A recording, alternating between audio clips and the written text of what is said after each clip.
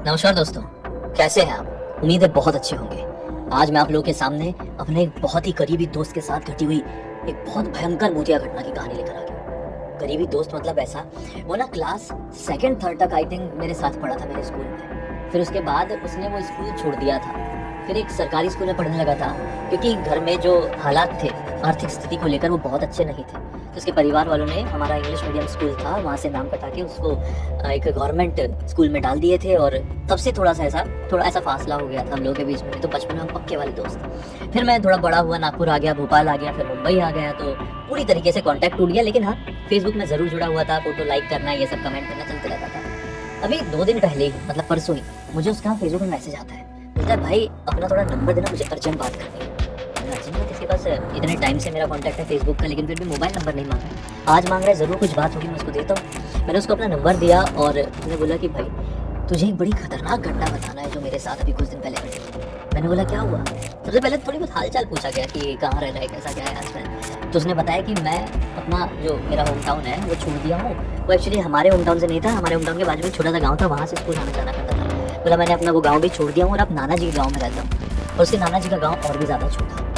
उसने बताया मेरे साथ 1.5 हफ्ते पहले एक बड़ी भयंकर घटना घटी जो कि मेरे नाना जी के होम टाउन में ही घटी है भाई। मैंने बोला बता पूरा मैटर क्या हुआ। उसने बताया कि भाई तुझे तो बहुत अच्छे से पता है कि रात के वक्त वो इलाका कितना सुनसान हो जाता है। 8 बजे के बाद भी कोई भी घर से बाहर निकलने से पहले 200 बार सोचता है। मैंने बोला हाँ यार बात तो सही है, पूरा डिटेल में बता तेरे साथ क्या। अब मैं अपनी जुबानी उसकी पूरी कहानी आपको बताऊँ। ये कहानी है विनय नाम के लड़के की, जो कि मध्य प्रदेश के एक बहुत ही छोटे से गाँव में रहता है। ऐसा था कि उम्र रही होगी उसकी यही कोई 28-29 साल के आसपास की, और सुबह सुबह उठकर वो अपनी छोटी सी दुकान चलाने के लिए चला जाता। उसकी दुकान जो आटा चक्की होती है उसकी थी, मतलब लोग गेहूं पिसाने के लिए उसके पास आते, दाल पिसाने के लिए। ऐसा छोटी सी दुकान खोला हुआ था और गाँव में एकमात्र, अपने घर से थोड़ी दूरी पर खोला हुआ था। बढ़िया से दिन भर अपनी आटा चक्की चलाता और रात में घर को लौट जाता। एक दिन की बात है, इसी घर पर इससे कुछ रिलेटिव्स आए। रिलेटिव लोग दिन भर का बहुत सारा समय बिताए हैं, ढेर सारे गपशप हुए हैं। फिर जब बहुत ही रात हो गई, जो रिलेटिव मतलब जो इसकी बुआ जी थी, वो इससे कहती हैं कि यार बेटा मुझे घर छोड़, बाकी सारे लोग यहाँ पर रुक जाएंगे, समझ में आ रहा है, लेकिन मुझे घर जाना पड़ेगा। तो टेंशन में आ गया, बुआ जी मुझे तो लगा था कि आप पूरी रात रुकोगे। बोले नहीं नहीं बेटा किधर, बात बात में पता नहीं चला आधी रात हो गई, लेकिन घर जाना जरूरी है। हमारे घर में कुछ हुआ है अभी कुछ दिन पहले, उसके बाद हम लोग अपने घर में ताला नहीं मार सकते रात भर, तो बेटा जाना तो पड़ेगा, छोड़ देना, तेरे पास तो बाइक भी है। इसके पास बाइक भी थी सिंपल सी। इसने बोला ठीक है बुआ जी चलते हैं। बुआ जी को अपनी बाइक में बैठाया, ज़्यादा पुरानी बात नहीं है, 1.5-2 हफ्ते पहले की ये बात है। बुआ जी को बाइक में बैठाया, बाहर का मौसम देखा, बारिश वारिश तो नहीं हो रही, लेकिन हाँ बारिश भले नहीं हो रही थी लेकिन ठंड इतनी कड़ाके की हो गई थी कि जिसकी लिमिट नहीं थी। जी हाँ, छोटे गाँव में ठंड पड़ रही है, मुंबई में तो कड़ाके की गर्मी पड़ने लगी वापस से, आज बहुत गर्मी थी। तो हाँ, उसने देखा कि अच्छी खासी ठंड है यार, एक जैकेट डाल लेता हूँ। और साथ में मैंने खाना नहीं खाया, जब से आए हैं बातचीत चल रही है, खाना नहीं खाया हूँ, तो एक बिस्कुट का पैकेट रख लेता हूँ, पानी की बोतल रख लेता हूँ कि कभी बीच रास्ते में ऐसे दोस्त मिल गया, कुछ हुआ, मौका मिला तो बैठ जाऊंगा, बात कर लूंगा, बिस्कुट खा लूंगा। तो अपना एक छोटा सा बैग रखा, उसमें चीज़ें डाला, बुआ जी को बाइक में सवार कराया और निकल पड़ा। बारिश कोई आसार नहीं थे और ये मस्त चला जा रहा था। बुआ जी के गाँव पहुँच गया, बुआ जी को अपनी बाइक से उतारा और बोला बुआ जी चलता हूँ अभी, थैंक यू। बोले ठीक है। अब वापस से अपनी बाइक स्टार्ट किया और आ ही रहा था तो रास्ते से हो गया कन्फ्यूज। अब देखो जहाँ से ये आ रहा था वहाँ पर स्ट्रीट लाइट नहीं थी। बुआ जी ने इसको बता के ले गई थी कि बेटा यहाँ से चल, यहाँ से चल, वहाँ से चल। अब कई कई गाँव के रास्ते ऐसे बहुत मोड़ ओड़ गली वली वाले होते हैं, वैसे ये रास्ता भी था। लौटते लौटते ये पूरी तरीके से कंफ्यूज हो गया, साला मैं कहाँ से आया था, कहाँ जा रहा हूँ, बिल्कुल समझ में नहीं आ रहा है। ये बुआ जी गाँव इतने फ्रिक्वेंटली तो आता जाता नहीं था कि इसको रास्ता बिल्कुल कंठस्थ याद रहे। इनफैक्ट मैं भी वहाँ जाऊँ तो मुझे भी याद नहीं रहा, जबकि मैं तो उस एरिया में पैदा हुआ हूँ। तो वो नहीं समझ पाया। बोला कि एक काम करता हूँ, किसी घर में हॉर्न मारता हूँ सामने जाके, क्योंकि ऐसे अब इतने छोटे गाँव में इतने रात है, कोई ऐसा बाहर निकलता हुआ दिख जाए, घूमता हुआ दिख जाए, ये तो बड़ा इम्पॉसिबल सा है। किसी घर के सामने जाके बहुत ज़ोरों से हॉर्न मारता हूँ, किसी की नींद खुलेगी, ताली देने के लिए बाहर आएगा, पूछ लूँगा कि इधर जाने का रास्ता क्या है। उसने वही किया। एक छोटा सा घर था, उसके सामने गया और जोर जोर से P P P P P P P horn मारने लगा। अंदर से एक बूढ़ा व्यक्ति गाली देते हुए, अरे कौन है बदतमीज, नींद खराब कर दिया ये वो, बहुत गुस्से में एकदम भनवाते हुए। बोला दादाजी माफ़ी चाहता हूँ आपकी नींद खराब करने के लिए, लेकिन मुझे ये गाँव का पता जानना है, मैं समझ नहीं पा रहा हूँ कि किस तरफ से जाऊँ। बोले क्या है यार, तू यहीं का समझ में आ रहा है और तुझे यही नहीं मालूम कि ये गाँव कैसे जाते हैं। यहाँ सीधे सीधे जा, फिर एक रेलवे फाटक आएगा, उसको क्रॉस करना, फिर एक लेफ्ट आएगा और फिर ऐसे ऐसे चले जाना। से बोला दादाजी रेलवे फाटक तो मैं जब आ रहा था तब मिला नहीं था। दादाजी ने मुझसे दरवाज़ा बंद कर दिया, इस बात का कोई जवाब नहीं थी। इसने बोला मन में, दादाजी ने शायद ना मुझे कोई एक दूसरा रास्ता बताया, शायद रेलवे फाटक वाला ये कोई मेन रोड वाला रास्ता, गली कूचे वाला रास्ता नहीं है जहाँ से बुआ मुझे लेकर आई थी। तो ठीक है ना, मेन रोड वाले रास्ते से ही जाता हूँ, गली कूचे में फिर से कंफ्यूज हो गया, फिर किसी को ऑन मार के उठाऊंगा तो कोई गाली देगा, बढ़िया है। तो इसने अपनी बाइक उसी तरफ घुमा लिया जिस तरफ वो दादाजी ने बोले थे। दादाजी ने गुस्से में बोले थे, खुन्नस में बोले थे। इसका इंजाम क्या हुआ अभी आपको आगे समझ में आएगा। वो मस्त जाने लगा बढ़िया अपनी बाइक से, पूरे इलाके में सुनसान उसकी बाइक चल रही है चल रही है चल रही है। थोड़ी देर बाद रेलवे फाटक आ गया। इसने बोला मैं बिल्कुल सही आया, दादाजी विलन नहीं निकले, दादाजी तो अच्छे निकले। चलो, जैसे ही रेलवे फाटक को क्रॉस करने के लिए आगे बढ़ ही रहा था, ये फाटक P P P P P P करके गिर गया। बोला अरे यार ये रेलवे फाटक ने रोक दिया, मतलब अभी कोई ट्रेन तेज रफ्तार से निकलेगी, उसके बाद ये पी पी पी पी करके उठेगा और फिर मैं ये रेलवे ट्रैक को क्रॉस करके यहाँ से निकलूंगा। मैं सोचा कि क्या है, ट्रेन की तो कुछ हॉर्न आवाज़ को सुनाई नहीं दे रही है। रेलवे फाटक शायद 5 मिनट पहले इसने बंद कर दिया है आदमी ने, जो भी वहाँ पे संभालने वाला होता है ना आदमी, उसने बंद कर दिया है। मैं काम करता हूँ, बैग में बिस्कुट रखा हुआ था, वो खा लेता हूँ, पानी पी लूँगा, पेट में चूहे बहुत कूद रहे हैं बहुत तेज से, अच्छा हो जाएगा जब तक ट्रेन भी आ जाएगी। उसने बिस्किट का पैकेट निकाला और मस्त से खा लिया, फिर पानी पी लिया। लेकिन देखा ट्रेन के अभी भी कोई आसार नहीं, कुछ आवाज़ नहीं। अब जो आदमी ये सब फाटक उठाने गिराने का काम करता था, उसका ऑफिस रेलवे ट्रैक के उस पार था और ये इस पार था। ये देखने की कोशिश कर रहा है कि आदमी दिखाई दे तो उसको इशारा करके पूछूं कि क्यों भाई इतनी जल्दी कैसे बंद कर दी, अभी तक ट्रेन में कुछ आसार नहीं, 10-15 मिनट बीत गए। लेकिन छोटी सी लाइट तो दिख रही थी, लेकिन अंदर आदमी कोई दिखाई नहीं देता था। इसने सोचा कहीं पीछे बैठा होगा, लेटा हुआ सारा। चलो जब तक हल्का हो जाता हूँ, ट्रेन भी आ जाएगी। इसको बहुत देर से सुसु भी आई थी। इसने अपनी बाइक लगाया और थोड़ा आगे एक पेड़ था, वो पेड़ के नीचे गया और मस्त से हल्का होना शुरू हो गया। इसका आधा कार्यक्रम हुआ ही होगा कि जिस पेड़ के नीचे खड़े होकर अपना कार्यक्रम कर रहा था, वो पेड़ थोड़ा सा हिला और ऊपर से कुछ तो भी ऐसी आवाज आई कि पेड़ की डाल में कोई चल रहा है। कौन सा पेड़ इसको मालूम नहीं, लेकिन इसको किसी की चलने की आवाज सुनाई दी, पेड़ की डाल में कोई चल रहा है। इसने हल्का होते होते ही ऊपर मुंह उठाकर देखा तो क्या पाया, एक बड़ा ही विचित्र सा दिखने वाला बंदर, बड़ा ही विचित्र, जिसकी आंखें थोड़ी चमक रही है करके इसको बहुत गुस्से में ऐसा डरा रहा है कि भाग जा यहाँ से। इसने बोला भाड़ा में जाए तो पूरी होए ना होए, भागता हूँ, ये मेरे ऊपर झपट्टा मार लिया तो मेरे को नोच मारे, बड़ा खतरनाक दिखा। तो उसने भी आगे में भागा। जैसे ही अपनी बाइक की तरफ पहुंचा तो क्या पाया, इसकी बाइक तो यहाँ पर खड़ी नहीं। इसका दिमाग खराब, अरे बाप रे बाइक कहाँ है। इधर उधर देखने लगा क्योंकि बाइक स्टार्ट होने की आवाज कुछ आई नहीं थी, तो कोई चोर वोर लेके भाग रहा होगा ये समझ गया। कितने में इसको कुछ तो हलचल समझ में आई, थोड़ी आगे अंधेरे से, मतलब रेलवे ट्रैक की इसी तरफ जिस तरफ ही खड़ा हुआ है। उसने उस तरफ आंख गड़ा कर देखने की कोशिश की तो क्या पाया, इसकी बाइक अंधेरे रास्ते की तरफ जा रही है, लेकिन वो बाइक पीछे से देखने में चालू दिखाई दे रही है। ये उधर जाने लगा, अरे कौन बाइक लेकर जा रहा है मेरी। उसको ऐसा लगा कोई ऐसा घसीटते हुए लेकर जा रहा है, ऐसा धकेलते हुए लेकर जा रहा है, मेरी बाइक लेकर कौन भाग रहा है। ऐसा बोलते बोलते थोड़ी और आगे गया, और जब भी और आगे आ गया तो इसको विजन आया कि मेरी बाइक तो कोई भी लेकर आगे नहीं जा रहा है, इनफैक्ट मेरी बाइक तो अपने आप आगे जा रही है जंगल की तरफ। उसका दिमाग खराब, वो बाइक की तरफ जैसे जैसे दौड़े वैसे वैसे बाइक की स्पीड बढ़ी। थोड़ी देर बाद घना जंगल आ गया और बीच झाड़ियों में बाइक घुस गई। बाइक घुस गई यार, बारिश का टाइम है, सांप बिच्छू वगैरह सब रहते हैं। जय बजरंगबली जाता हूँ ऐसा बोलते वो झाड़ियों के बीच घुसा है, लेकिन यहाँ पे बाइक है ही नहीं। बोला बाइक कहाँ चली गई, कौन है जिसने मेरे साथ ये मजाक किया है, एक बार बेटा सामने आ जा, तुझे छोड़ूंगा नहीं, तू जानता नहीं है कौन हूँ। ऐसा ऐसा करके जोर जोर से गाली वाली देने लगा, लेकिन कोई आदमी दिखाई ना दे, ना बाइक दिखाई दे, ना किसी का कोई रिस्पॉन्स है। एकदम डर गया, एकदम सहम गया, इसको रोना जैसा आ गया कि मेरे साथ अभी ये हो क्या रहा है। ना ट्रेन की आवाज आ रही है, रेलवे फाटक पता नहीं कितनी देर और बंद रहेगा, ना वो आदमी दिखाई दे रहा है जिसने रेलवे फाटक गिराया, मेरी बाइक कहाँ चली गई। एक साथ मुसीबतों के पहाड़ इसके सर पर गिर पड़े। कितने में इसको कोई भारी कदमों की आवाज है, जैसे कोई भारी कदम से, सूखे सूखे पत्ते हैं, ठीक है, ये कहाँ पर है, ये बीच झाड़ियों में है, तो लकड़ी वकड़ी भी रही होगी, तो इसकी आवाज़ में कोई भारी भारी कदम से कचड़ कचड़ कचड़ कचड़ कचड़ करके इसकी तरफ आगे बढ़ रहा है। ये लग रहा, इतने भारी कदमों की कौन होना, ये कोई इंसान के कदमों की वो नहीं है, फीलिंग नहीं है, वाइब्रेशन नहीं है, गारंटी कोई रीच नहीं। रीच, भालू, बियर उस तरफ निकलते हैं, जहाँ से मैं हूँ उस तरफ निकलते हैं। पहले अपनी जान बचानी पड़ेगी ऐसा सोचा, तो एक पेड़ था बड़ा सा, उस पेड़ के पीछे छिप गया और देखने की कोशिश करने लगा कि कहाँ से कोई आ रहा है। आवाज़ तो आ रही किसी के आने की इस तरफ, लेकिन कोई दिखाई नहीं दे रहा क्योंकि बहुत सारी झाड़ी पेड़ पौधे यहाँ पर लगे हुए हैं। इतने में इसको कुछ तो भी चमकता हुआ दिखाई दिया, जैसे समझ लो यहाँ पर छुपा ये पेड़ है, ये वो लड़का छुपा हुआ है अपना विनय। इसको दिखाई दिया कि उस तरफ से, मतलब और जंगल वाली तरफ से कुछ चमकती हुई चीज इसके तरफ पड़ रही है। उसने बोला शिट ये क्या है, मैं जल्दी जल्दी इस पेड़ में चढ़ जाता हूँ। गाँव के लोग एक्सपर्ट रहते हैं पेड़ वेड़ में चढ़ते हैं। वो धीरे धीरे धीरे करके पेड़ के ऊपर चढ़ गया। बोला पेड़ के ऊपर से देखता हूँ ये क्या मैटर है, वरना जो कोई भी होगा पहले तो इधर उधर ही ढूंढेगा, पेड़ में वो बाद में देखेगा नहीं भी देखेगा, लेकिन अपनी जान बचाने के लिए पेड़ में चढ़ता हूँ, क्योंकि किधर भागू, मेरी बाइक भी किधर चली गई है, कुछ समझ में नहीं आ रहा है भागने का रास्ता भी। वो पेड़ में चढ़ गया। उसने क्लियर देखा जिस तरफ ये आकर रुका था ना, वहाँ पर वो जो कोई भी आया वो कोई नॉर्मल नहीं था।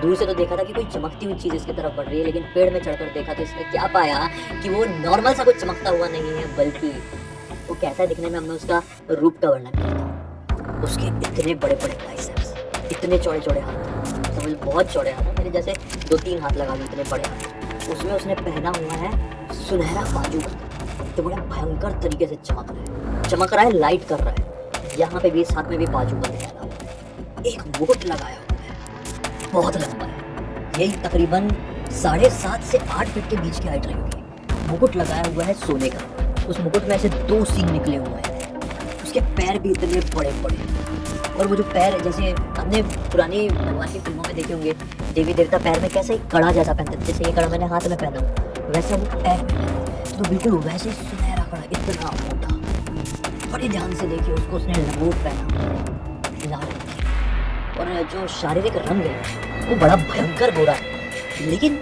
जो कोई भी है उसने अपने इतने बड़े मुंह में पूरा लाल रंग पोता है, जैसे किसी के मुंह में कालिक पोतते तो उसका मुंह कैसा काला हो जाए, वैसे ही समझ लो इसने अपने मुंह में लालिक पोता था, तो उसमें इतना लाल दिख रहा है। लेकिन पूरा डिफरेंट, ये घबरा गया उसको देखकर, शिट ये क्या चीज़ है। कहीं एक मिनट, जैसा मैंने फिल्मों में सीरियल्स में देखा हूँ, ये कोई देवता तो मेरे सामने नहीं आ गया है। ऐसा हाथ जोड़ ही रहा था कि वो कुछ ढूंढते ढूंढते इस तरफ घूमा, और अब इस तरफ घूमा तो उसका चेहरा अपने विनय को प्रॉपरली दिखा ऊपर से पेड़ से। समझ लो ये विनय बैठा हुआ है ना, ये विनय बैठा हुआ है, ये वो है। ये अब इस तरफ घूमा तो घूमते हुए यहाँ बैठे हुए विनय को चेहरा प्रॉपरली दिखाई दिया। भैया विनय की तो हटके 4 हो गई उस सिचुएशन में।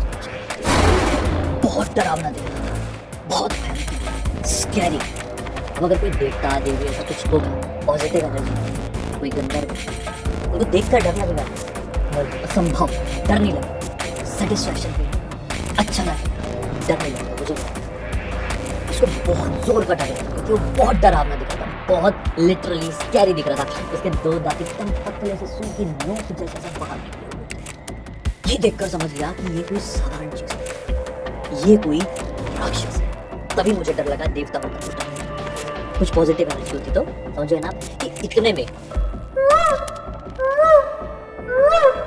कोयल जैसी आवाज सुनाई थी, लेकिन बड़ी मोटी सी और कर्कश भरी हुई, जैसे कोयल और कौवे को मिक्स कर दो, कोयल के कू कू में कौवे की ऐसा मिक्स कर दो, ऐसी कुछ तो भी आवाज है। मैं निकाल नहीं सकता मुंह से, मैं कोई इंस्ट्रूमेंट नहीं हूँ, लेकिन आपको समझाने की कोशिश कर रहा हूँ। ऐसी आवाज आई, और उस आवाज को वो जो नीचे राक्षस था वो बड़े ध्यान से सुनने लगा, अपना वो ढुलाई छोड़ के वो आवाज के सोच को समझने की कोशिश करने लगा कि आवाज कहाँ से आ रही है। कितने में उस राक्षस को समझ में आया कि आवाज वहां से आ रही है।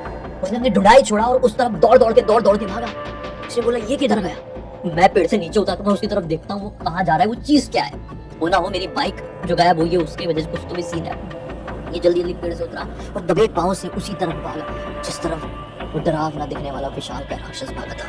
वो आवाज को फॉलो करते हुए थोड़े और अंदर जाता, 4-5 पेड़ों के बीच में, ये भी घना जंगल था, राक्षस रुक गया और एक पेड़ के एक डाल में उल्टा लटका हुआ था एक बकरा, जो कि कटा हुआ था बकरा था, उसकी स्किन वगैरह निकाल दी गई थी। ऐसा लग रहा था उस बकरे को देखकर जैसे किसी ने इंटेंशनली वहां पर लटकाया है, सिर्फ इसी के।